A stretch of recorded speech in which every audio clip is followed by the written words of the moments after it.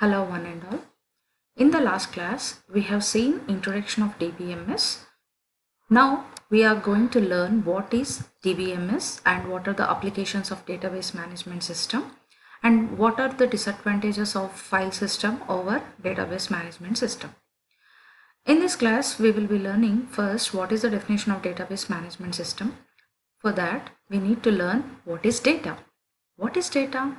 Data can be of any form. It can be of text, it can be of speech, it can be of video, it can be of numbers, and it can be of images also. So, any data at any raw form is known as data. Then what is database? Any related collection of data is known as database. So I am stressing the word what is related, right? So I cannot say that it is collection of data, but database is collection of related data. So when we are collecting any data, the data should be have a relation between those attributes. So we say that database is collection of related data. Next, then what is database management system? Database management system is a software or a system that helps to insert the data, retrieve the data, update the data, and create any data. So this database management system acts as a software in order to interact with the database.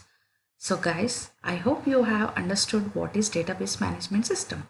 To understand that, we need to understand what is data, which is raw material of data. What is database? It is interrelated facts. Then what is database management system? It is a software that is used to interact with database, right? Now, I think you have understood what is database management system. Now we will switch on to what are the database application system. So, what are the applications of database? Hence, we can say that database is used in every nook and corner of our life. Example, banking. You know what happens in banking, how data is maintained? So database is maintained in the form of customers, numbers, account numbers, the amount of money, transaction IDs, and all the details regarding bank will maintain the database. Airlines maintains also database, so they maintain customer details, reservations of flights, schedules of all the flights available, what are the fares, what are the available seats available will be present in the airline database.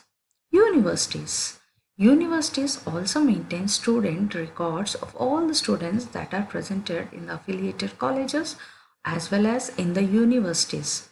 So student details, as we all know that student details contains student ID, name, roll numbers, addresses, their grades, sections, marks, etc. etc. All the information regarding a student is available. Sales. Next is sales. So generally sales and online retailers go hand in hand, right? So they always deals with what are the products available, what are the purchases that are needed to be done, what are the customers, those they are being ordered, and it also keeps the order tracking of all the goods and services. Next is manufacturing. So actually in large companies, it also maintains database in the form of what are the goods that are present, what are the orders and supplies and how much cost and what are the turnover, what are the taxes. All these things are maintained by a manufacturing unit or a small organization, right? Next is human resources. Actually, this human resources or we can say small companies or big companies, those they maintain also database. So this will be just like employee details, employee address, and their salaries, their taxes, their increments, their login time, their monthly hours paid, etc. etc. All the information is maintained by an organization. So hope you all have understood what are the database applications, right? Next, we will switch on to purpose of database. What is the need for database? So, do you know, dear students, what was the system that was maintained earlier before database? In earlier days, file system has been used instead of database. What is this file system? Do you know? File system means it can be like in around 19th century, we have used papers. We maintained all the records in the form of papers. Then later on, personalized database came into existence where only a person can maintain a simple files, can maintain data in simple files, right? So instead of maintaining database, they have been used data in the form of file system. Okay, so consider an example. Now let us see what are the disadvantages of file system. First one, data redundancy. What is redundancy? Redundancy is repetition of data. Do you know file system maintains many repetitions of data? One in one drive or another drive or in one place or another place. So by using this file system, data is repeated at many places. Due to this redundancy, during updation, there will be few problems. Next one is data inconsistency. What is data inconsistency? Inconsistency means incorrect. What is this incorrect? So when we have repeated data, sometimes during updation, one file we will be updating, but other files we may forget to update, which leads to inconsistency. So always data redundancy leads to inconsistency, but you must ensure that your data should be in consistent. Next one is difficulty in accessing data. Accessing data is not convenient by using file system because files are maintained in like small partitions, or it can be in the form of like pages, files, right, folders. So in order to access some particular information will be difficult. Next one is limited data sharing. So as I said that data will be stored in many files and this file will be scattered at different places. So try to, when we are going for data sharing, this data will be in different formats, right? So due to this data isolation, it is difficult for different applicants to search data or to share the data. Next one is integrity problems. Data integrity means data contained in the database should be both correct and consistent. But for some reasons, the data that is stored in database must satisfy some correct and constraints. Integrity or constraints means conditions. So when we are going to store any data, it should follow some conditions. For example, if I want to store the data of the people, those who are able to vote should be of age 18, greater than 18, then only that data should be entered into the database. But we cannot put this constraint by using file processing or file system, right? Next is concurrent access anomalies. Multiple users are allowed to access data simultaneously, but for when they are going to use this simultaneously access, there will be many problems, and these problems will be termed as anomalies, right? Next one is atomicity problems. Any operation on database must be atomic. What is this atomic? Atomic means any operation should be either done fully or should not be done. Example, ATM. Do you think that your money gets stuck in the ATM?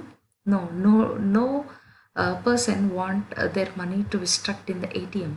That means any transaction should be completed fully, or whenever there is any problem in the power, the whole transaction will be undo.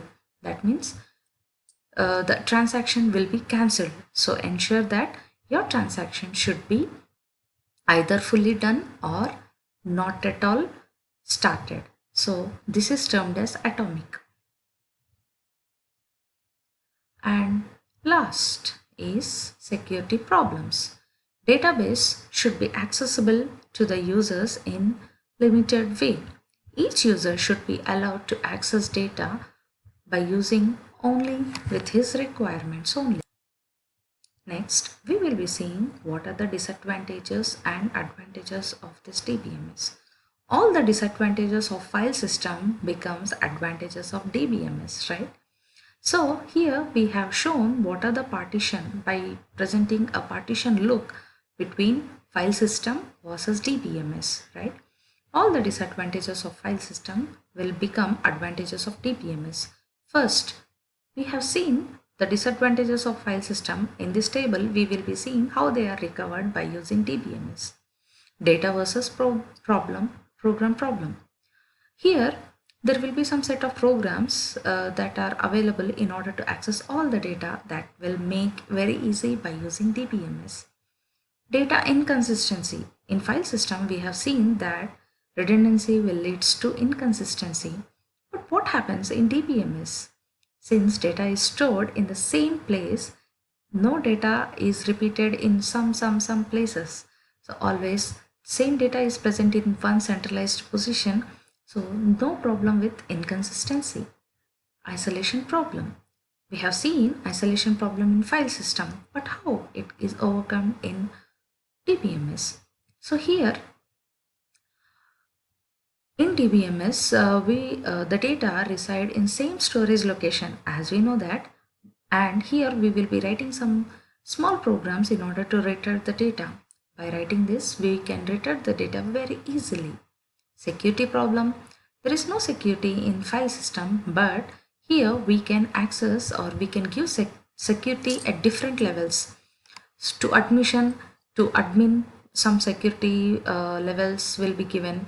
For a student, some security access will be given. For a teacher, some security access will be given. So level to level, the security will be changing. Integrative problem. Here, some appropriate code will be added for an application program in order to access all the data at one time. Next one is accessing data. So as I said that it is a system or there are some procedure in order to retrieve and extract the data. By using DBMS, the extraction of this data is very simple. Atomicity problem. It ensures atomicity. Database will ensure atomicity. We will be seeing in 4th unit in transactions. Data redundancy. As I said that data is centralized. That means data is not repeated here and there. All the data is stored at one place, so there is no problem with this. So only one copy of data resides, so that minimum storage and access cost will be less. Concurrency problem. What is this concurrency? Do you remember what is concurrency? Concurrency means simultaneous access by multiple users. By having or by simultaneously accessing the data, there will be many issues, and I termed these issues as anomalies, right? But there are many solutions for this problem in database where these anomalies can be taken, and this can be seen in your 3rd unit. That's all for today. In the next class, we will see next part of DBMS. Thank you.